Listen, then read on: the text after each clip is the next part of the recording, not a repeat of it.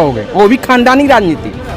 हम हैं, हमारा लड़का होगा, फिर हमारी लड़की होगी, ये कौन सी राजनीति चल रही है देश में? ऐसा नहीं होना चाहिए। व्यक्तिवाद, परिवारवाद, जातिवाद, संप्रदायवाद इस देश सपा के साथ हुई से पहले हम लोग थे ना, आज से पहले उसी को वोट कर। हम विपक्ष कहा है इस बात को कि आप वोट देने जाइए तो गैस सिलेंडर देकर जाइएगा। विपक्ष कहा है कि आप वोट देने जाइएगा तो अपने घर में देखिएगा कि आपके घर में कितने के साथ है और आगे भी रहेंगे, क्योंकि मुसलमानों के हक की बात कर रहा है और उनके साथ रहेंगे।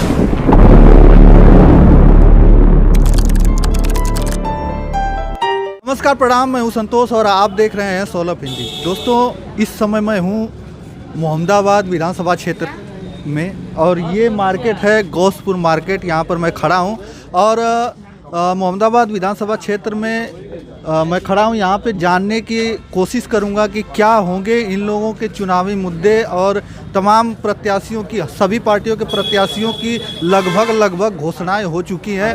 मोहम्मदाबाद विधानसभा क्षेत्र में हूं, यहाँ पर लोगों के क्या रहेंगे मुद्दे वोट के लिए। सर, स्वागत है आपका। धन्यवाद आपको। क्या नाम पड़ेगा? सुदर्शन मौर्य जी। तो आप जो इस 2022 विधानसभा का भी चुनाव की प्रक्रिया शुरू हो गई है, इसमें क्या मुद्दे रहेंगे आपके? किस मुद्दे पर आप वोटिंग करने वाले हैं? शिक्षा पे, स्वास्थ्य पे, बेरोजगारी पे, अनाचार, अत्याचार, इन सब मुद्दों पे हम जो है वोट करने जा रहे हैं। अच्छा, तो इसी बीच आप पार्टी का नाम भी बता दीजिए जिस पार्टी के साथ आप खड़े हैं। देखिए, जो 5 साल में ये जो सरकार चल रही है, बेरोजगारों को दौड़ा के पीटा गया। प्रयागराज में देखे होंगे, अभी जो है आप उधर देखे होंगे कि किसान जो है लगभग जो है साल भर बैठे रहे और दौड़ा कर पीटा गया। लगभग 750 किसान मर गए।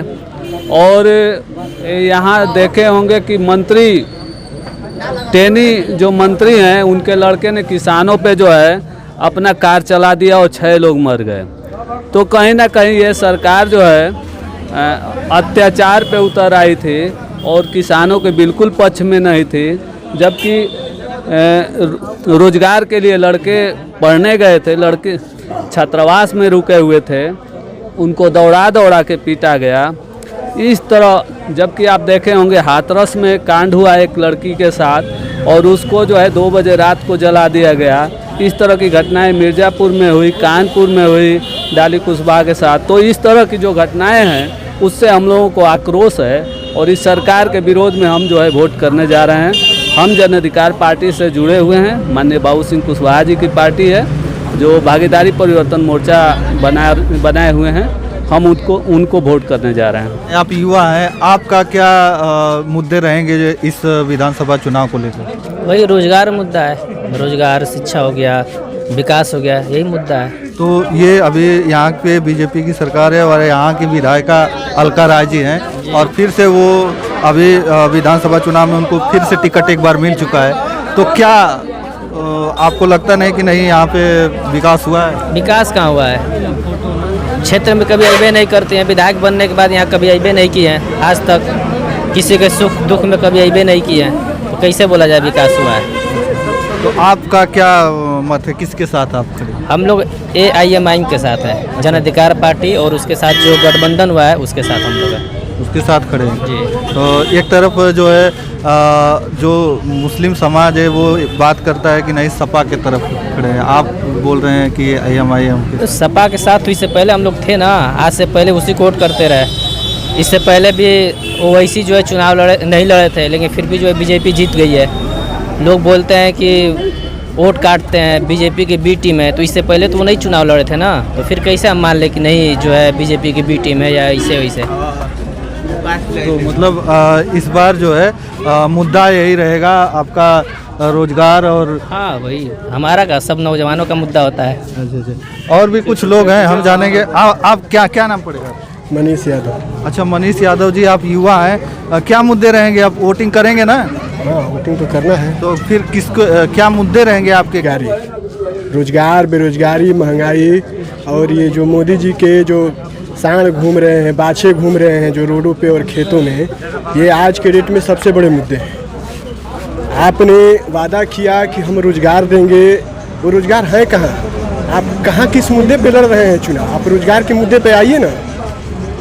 आपने जो ये बाछों को छोड़ा है, जो ये मोदी जोगी के बाछे छूटे हैं, ये किसका नुकसान कर रहे हैं? क्या ये किसी नेता के या किसी पूंजीपति के नुकसान कर रहे हैं कि आम लोगों का नुकसान कर रहे हैं? जो महंगाई बढ़ी है उस महंगाई में किसका नुकसान है? तो इस चुनाव में सबसे बड़ा फैक्टर है महंगाई, उसके बाद रोजगार। आप सारी संस्थाओं को बेच देंगे, प्राइवेट कर देंगे, तो हमको नौकरी कहाँ देंगे? इस कोरोना में आपने देखा है कि जब कोरोना का जो लॉकडाउन लगा तो प्राइवेट नौकरी करने वाले लोग भाग गए, सारे कंपनियों ने उनको हटा दिया। तो जब आप सारी सरकारी नौकरियों को, संस्थाओं को बेच देंगे, तो फिर अगर उस ढंग की आएगी, हमको सरकारी नौकरी नहीं देंगे तो हमारे रोजगार की गारंटी कौन लेगा? तो अभी तो बीजेपी के जो मैनिफेस्टो जो जारी हुआ है उसमें कहा गया है कि हम हर घर से एक आदमी को नौकरी देंगे, सरकारी नौकरी। इससे पहले भी कहा गया था कि हम 2 करोड़ हर साल नौकरी पैदा करेंगे, 15 लाख रुपया देंगे। वो कहाँ है? आखिर में वो उसको दिखाए ना, वो आंकड़ा कहाँ है? आज देश में बेरोजगारी दर कितनी है ये दिखाए भाजपा सरकार। जो 2014 से पहले मोदी सरकार कहती थी कि आप वोट डालने जाइएगा तो अपने सिलेंडर को देख लीजिएगा, उस मैनिफेस्टो को दिखाए ना कि वो मैनिफेस्टो कहाँ है। आज गैस सिलेंडर के दाम बताएं ना। हम थोड़े कहे, हम विपक्ष कहा है इस बात को कि आप वोट देने जाइए तो गैस सिलेंडर देख कर जाइएगा। विपक्ष कहा है कि आप वोट देने जाइएगा तो अपने घर में देखिएगा कि आपके घर में कितने बेरोजगार आप किसके साथ है? अभी जो विधानसभा मोहम्मदाबाद विधानसभा क्षेत्र में जो प्रत्याशियों की अभी घोषणा किसी की हुई है, कोई पार्टी की है, कोई पार्टी नहीं की है, तो प्रत्याशी के ऊपर आप वोट करेंगे? प्रत्याशी को देखकर वोट करेंगे कि पार्टी को देखकर? देखिए, यहाँ किसी भी विधानसभा में सबसे बड़ा मुद्दा या कहीं का भी सबसे बड़ा मुद्दा रोजगार, मैंने कहा है बेरोजगारी है, महंगाई है। तो इस हिसाब से जो पार्टियां इस बात को आश्वस्त करेंगी कि हम उनके रोजगार के मुद्दे को हल करेंगे, उनके शिक्षा के मैटर को हल करेंगे, जो ये बाछे घूम रहे हैं इसके मैटर को हल करेंगे, जो किसानों का है जिसकी उपज नहीं मिल रही है उसके मुद्दे को हल करेंगे, उसके साथ रहेंगे, किसी व्यक्ति विशेष के साथ नहीं रहेंगे। क्योंकि व्यक्ति विशेष के साथ रहकर आप क्या करेंगे? नीतियां तो सरकार ने बनाती हैं। होगा तो किस मुद्दे पर वोटिंग करेंगे आप? सर जी देखिए, यहाँ पर पूरे यूपी में सर जी बेचारे बहुत कमज़ोर, मतलब कि जिसे मान लीजिए मुसलमानों को बहुत सताया जा रहा है, कुछ भी नहीं कर रहा है उसको मारा जा रहा है। और जो भी सरकार है, मान लीजिए अखिलेश जी भी आए, निंदा भी नहीं कर सके कि नहीं ऐसा नहीं होना चाहिए। जो निंदा करेगा, जो हमारी सहायता करेगा, हम उनके साथ रहेंगे, हम उसको वोट करेंगे। जो मुसलमानों के हक की बात करेगा वहाँ पर रहेंगे हम लोग। तो कौन कर रहा है अभी हक की बात? आप तमाम भाषणों के माध्यम से चलेंगे कि जो मैनिफेस्टो जारी हुआ है तमाम पार्टियों का उसके हिसाब से? हम ओवैसी के साथ हैं, हम तो जी हम लोग ओवैसी के साथ है और आगे भी रहेंगे, क्योंकि मुसलमानों के हक की बात कर रहा है और उनके साथ रहेंगे हम लोग। देखिए, इस देश में सबसे बड़ी समस्या है, पहले भी रही है और आज भी है, स्वास्थ्य, शिक्षा, रोजगार, किसान, महंगाई।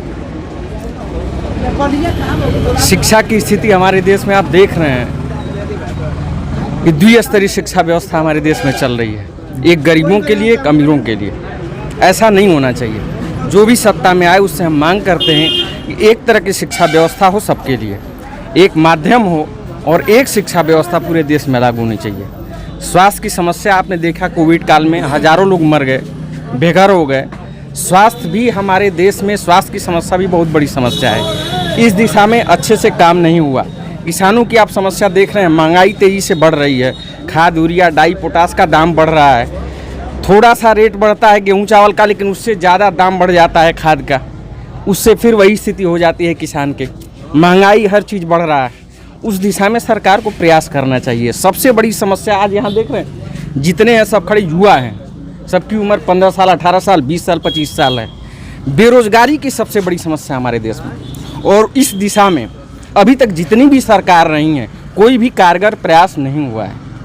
और सबसे बड़ा सवाल तो ये है कि इस सरकार में जो 69,000 शिक्षक भर्ती हुई है, जो पूरी नहीं हो पाई, उसमें पिछड़ों के 18,000 सीट को इस सरकार ने धांधली के साथ भर लिया, जो सरासर अन्याय है, जिससे हजारों परिवार प्रभावित हुए हैं। और इस दिशा में सरकार ने कोई काम नहीं किया है। इवन हाई कोर्ट ने भी उसको कहा कि नहीं, ये गलत हुआ है, लेकिन सरकार ने उस पर एक्शन नहीं लिया। लास्ट में 6000 वैकेंसी निकाली भी, लेकिन उसको रद्द कर दिया गया। कहा गया कि जो 69,000 सीट थी उसी में आप कर सकते हैं, अलग से वैकेंसी नहीं ला सकते हैं। तो ये सरकार इस काम में वो असफल रही। तो और मतलब चुनाव क्या? तो आते रहते हैं, चुनाव आते हैं 5 साल के बाद फिर कोई नया आता है। लेकिन सबसे बड़ी समस्या क्या है कि जो हमारे प्रत्याशी हैं 70 साल के हो गए, कोई 65 साल का है, कोई 80 साल का है। अब युवाओं को आगे लाने की ज़रूरत है। एक 60 साल 62 साल में सरकारी कर्मचारी रिटायर हो जाता है और आप 70 साल तक राजनीति करते रहोगे, वो भी खानदानी राजनीति। हम हैं, हमारा लड़का होगा, फिर हमारी लड़की होगी। ये कौन सी राजनीति चल रही है देश में? ऐसा नहीं होना चाहिए। व्यक्तिवाद, परिवारवाद, जातिवाद, संप्रदायवाद इस देश के लिए खतरा है। इस दिशा में काम होना चाहिए, सबको सोचना चाहिए और राजनीतिक दलों को भी इस दिशा में काम करना चाहिए। अच्छा, आप किसके साथ हैं? किसके साथ क्या? जो भी इन मुद्दों को हल करने के लिए आश्वासन देगा और काम करेगा, हम उसके साथ।